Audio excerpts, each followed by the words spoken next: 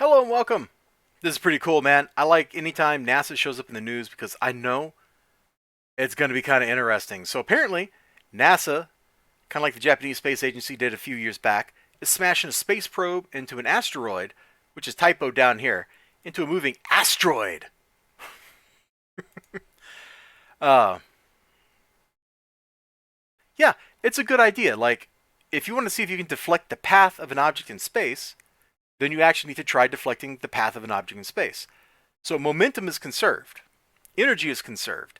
Some of the energy will go into deformation, stuff like that, but the ultimate momentum of the objects has to be conserved when they start careening.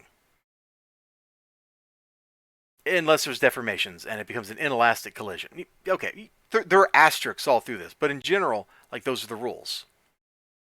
So what happens if you take and you smash something into something else? Okay?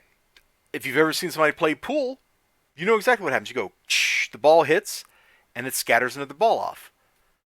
In this situation, probably what's going to happen is they're going to hit it. The projectile, the probe, will probably stay embedded in the object, and then the new combined object, with its new combined mass, will change its trajectory. And then they can watch and measure that, see how it responds. We know how it should respond. Theoretically, we can calculate all these things, but it's dependent on the composition of the asteroid, how compacted and hard it is. It depends on the composition of the space probe for the same reasons. Because it's possible if you have a very hard asteroid and a very non-hard space probe, the space probe's going to hit and it'll evaporate into like a cloud of debris. Or if it turns out that the asteroid itself is one of those objects that's kind of like a collection of gravel instead of solid rock, that you hit it, and now you've spalled off like a ring of material around the asteroid, rather than the energy transfer going into moving the asteroid. So in those kind of cases, you're not going to get the effect that you think. So you actually need to try this out, despite the fact that we know how the math works. So pretty cool.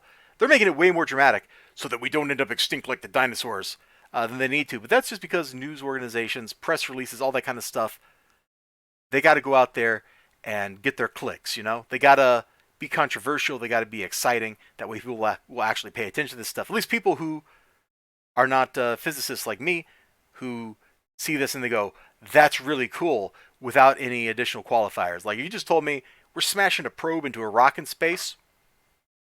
I'm all for it. Let's do that experiment 1,000,000 times. That's cool. So yeah, thank you Twitter for making this trend.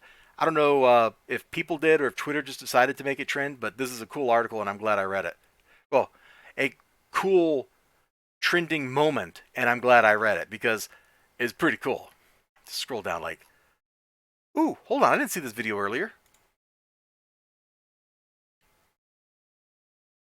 Oh, it's like their simulation of what it's going to do, and then somebody explaining it. Yeah, okay. Maybe not as cool as I thought it would be, but it's definitely cool. Oh, hey, here we go. NASA hopes to hit asteroid in case we need to da-da-da. So you can kind of see what they're showing, or what I was talking about here, how you deflect it. You bump it, you move into a different orbit, and then hopefully that orbit takes it away from the Earth if it's an object that's going to cross like the Earth's orbit or something. Cool deal. Cool stuff. I love space.